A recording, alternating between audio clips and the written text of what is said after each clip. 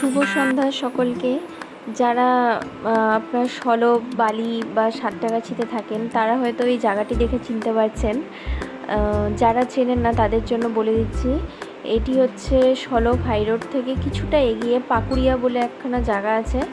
এখানে পাকুড়িয়া হচ্ছে এটি পাকুড়িয়া সালাসার ধাম। এটি প্রধানত একটি হনুমান মন্দির।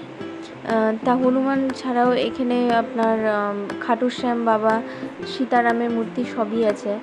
একটা অসাধারণ মন্দির, মানে যতই বলবো ভাষা কম পড়ে যাবে, এত সুন্দর কারুকার্য। রেড স্যান্ডস্টোনে তৈরি মন্দিরটি। গতকালকে আমরা গিয়েছিলাম, আমি, আমার মেয়ে, আমার হাজব্যান্ড। এত সুন্দর মন্দিরটা, মানে ভাষায় আপনাদেরকে বলে বোঝানো যাবে না। যদি সময় থাকে কখনো অবশ্যই এসে একবার ভিজিট করে যাবেন। এটি হচ্ছে মন্দিরের আউটলুক। আপনার এদিকে এই সাইডটাতে আপনার যজ্ঞের জায়গায় রেস্টুরেন্ট আছে ওদের নিজস্ব, আর গার্ডেনও আছে। খুব সুন্দর, মানে মন্দিরের এত অসাধারণ কারুকার্য শৈলী, মানে দেখতে খুবই অপূর্ব লাগে। যদিও মন্দিরের ভেতরের দিকে আপনার ক্যামেরা অ্যালাউ ছিল না, সেজন্য ভেতরের ভিডিওটা আমি করতে পারিনি। তবে বাইরে ক্যামেরা অ্যালাউ আছে এই সিঁড়ি অবধি, সেজন্য এখান থেকেই ভিডিওটি করার চেষ্টা করলাম।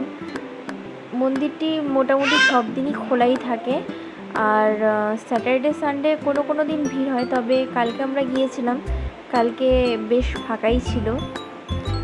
মন্দিরের খুব সুন্দর সিস্টেম। একদিক দিয়ে আপনার এই ওঠার জায়গা আছে, একদিক দিয়ে নামার জায়গা, সো মানে ধাক্কাধাক্কির কোনো প্রশ্নই নেই। খুবই সুন্দর। এই তো মন্দিরের দর্শন করে আমি ফিরে আসছিলাম। খুব সুন্দর কাটলো সময়।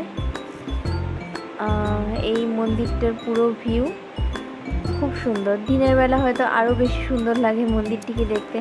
এখানে হনুমান জয়ন্তীতে, রামনবমীতে খুব সুন্দর উৎসব হয়। মহাপ্রসাদ সবাই পেতে পারেন, আসবেন একবার।